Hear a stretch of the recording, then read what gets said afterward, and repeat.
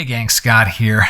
Decided to flip on the camera and record a quick video. I've been going through my library of some older photos I'd taken handheld, some travels past. And handheld, I don't have the steadiest hand, so everything's always just a little, not always, but a little bit soft. I've been revisiting these photos with Topaz Sharpen AI and thought I'd share kind of the flow that I'm going through to figure out which of the sharpening models to use. I've done a video on this in the past with the comparison view, but I thought I'd go like one step further in this video and show you the couple of things that I'm doing here. And so this photo here, this is the one I've been working on. I really like this. It's one of the ceilings in the Real Alcazar in Seville, and I just love the patterns. I really spent time handheld trying to get myself underneath the center of this roof or this ceiling. But as you can see here, 1/15 of a second, and I was already pushed up to ISO 6400. Like I said, my hands aren't that steady, and then couple that with, well, you're really standing straight up and you're looking straight at the ceiling and you're trying to get these photos. And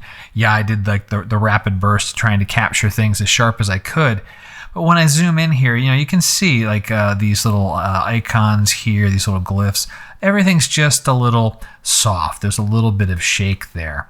And I've done the basics. I've done the cleanup. I kind of held off on trying to do clarity or things because that's not really going to solve the out of focus problem.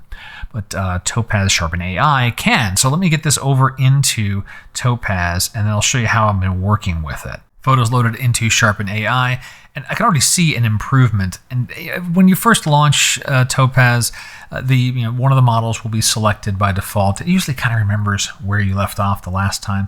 But to get things started here, you have your main single view, and you would choose one of these different sharpening models.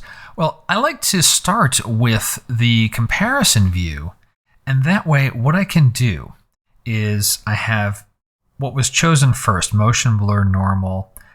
What I want to do is I'll choose different models, out of focus, and down here in the lower right, let me choose too soft. And I'll start with the normal settings. I've got 3 different models to choose from, and I'm kind of ignoring that lower left quadrant. I don't need to have it repeated right now.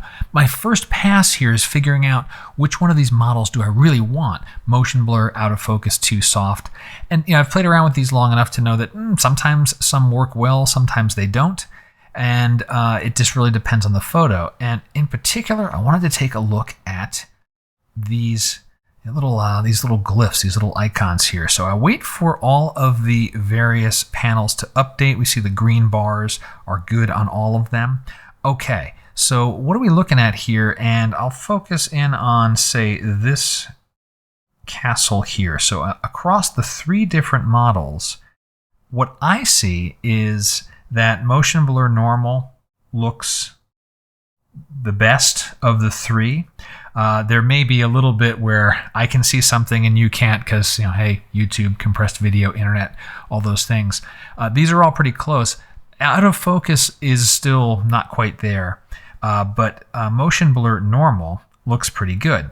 All right, so that's kind of my first pass. Great, I know that I like the motion blur. Well, now I can try out the other models that are there. There's a more aggressive one. There's one for noise. So now considering the upper left, say, as my reference point, my motion blur normal, that's my preferred one. I'll click in the upper right and choose very noisy for motion blur. And in the lower right, very blurry. And let's see which one of those does anything here. And looking at very blurry versus normal, very blurry is really nice. That is really good and sharp. The noisy, not so much. Really, this one down here, this is my winner. I mean, look at those. The little castles there are so crisp compared to just the normal. So the more aggressive sharpening for this photo made sense. Now, this isn't the model that's always going to work for each photo, but it's the methodology that I want to get across here. Bring up this comparison view, start by choosing 3 different models. I like to start with normal, see what looks best for the model, and then within the model, you can do it again a second time to drill down into what makes most sense for your photo. Great, I'm going to choose that and go back to the single view, and then once this refreshes, if I need to, I can go in and tweak the model parameters and change things to get everything ever so perfect for this particular photo. So in the end, let me show you what the results are of my earlier original photo before sharpening and then after. We'll switch this over to the split view. This is the easiest place to see this, right here in Topaz, and just kind of put that right across the center of this castle. And the difference is so much better, really night and day on how much improved the sharpening is. So that is a great result, and this really ends up salvaging a photo. I've liked this photo. I've had it in my library since 2015, and here it is 7 years later. I'm finally coming around to saying, can I do something with this?